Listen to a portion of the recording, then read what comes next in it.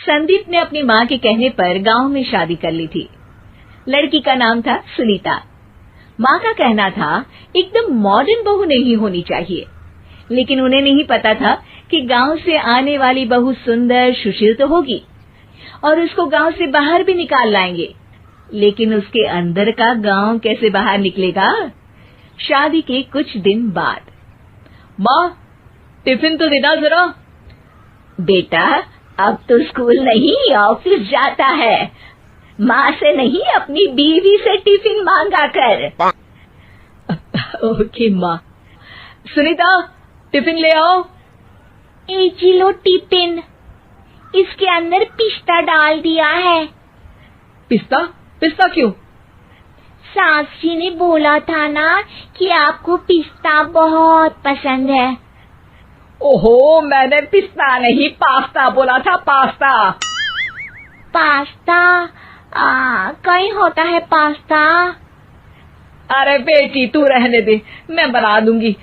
अच्छा किया कि पाव भाजी बनाने का नहीं बोला, वरना किसी के पाव बना देती है। सुनीता को बुरा लगता है, लेकिन उसकी नादान हरकतें कम नहीं होती। ऐसे ही एक दिन, अरे तुमने ये क्या लगाया है? अरे आप वो फूस फूस करके लगाते हैं ना, वही। डियो? का दियो? किसको दियो? अरे वही ना जिससे खुशबू आती है। हाँ सही पकड़े हैं। अच्छा लेकर तो आना। कौन सा डियो लगाया तुमने? अभी लेकर आते हैं जी। संदीप की बात मानकर सुनीता अंदर से खुशबू वाला फुसफुस लेकर आती है। ओएमजी! ओएमजी मतलब ओ माय गणेश ना। अरे ओएमजी छोड़ो, और ये खुशबू वाला फुसफुस की बात कर रही थी तुम? हाँ इसी की, फिर से सही पकड़े हैं।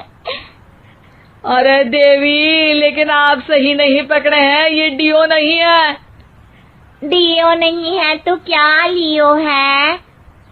अरे ये रूम फ्रेशनर है, जिसको कमरे में छिड़कते हैं, खुद पर नहीं।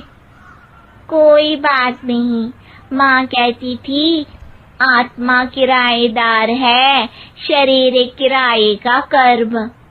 हम शरीर पे ये डाल लिए तो क्या फर्क पड़ जाएगा। अरे बहू, ओ बहू, मेरे लिए फल तो ले आ, फिर मैं बाजार जाऊंगी। सुनीता अपनी सास के लिए फल लेकर आती है। अरे बेटा, पपीता, तरबूज और सेब फल ऐसे कैसे खा लूं? काट कर तो ले आ। माँ जी, मेरे गांव में तो खेत से उठा के सीधा खा लेते हैं। अरे ये तेरा गांव नहीं है ना। अरे संदीप, तू ही कुछ समझा देना इसको बेटा। मैं कैसे समझाऊं माँ, ये तो माइक्रोवेव को भी भट्टी बोलती है। कल मैंने बोला हाय कैसी हो, तो बोलती है किसी को हाय नहीं लगानी चाहिए। अरे सुनीता, तेरा क्या होगा? अभी तो कैसे बताऊं माँ जी, अभी हम कुछ करेंगे फिर पता चलेगा क्या होगा, लड़का या लड़की। हे भगवान, कहाँ से आ गई है? रामपुर से जी, आप ही तो लेकर आए थे मुझे। अरे मुझे माफ कर दो।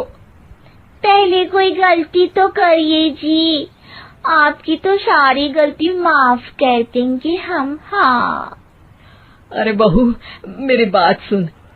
फल यानी कि फ्रूट जब भी लाए ना तो काट कर लाना, ठीक है? जी ठीक है माँ जी, फल यानी फ्रूट यानी काट के लाऊंगी।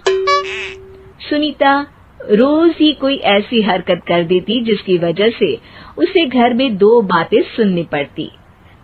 एक दिन, माँ मेरे बॉस घर पर आने वाले हैं शाम को, उनका बर्थडे है, फैमिली साथ नहीं रहती उनके, तो यही पार्टी कर लेंगे।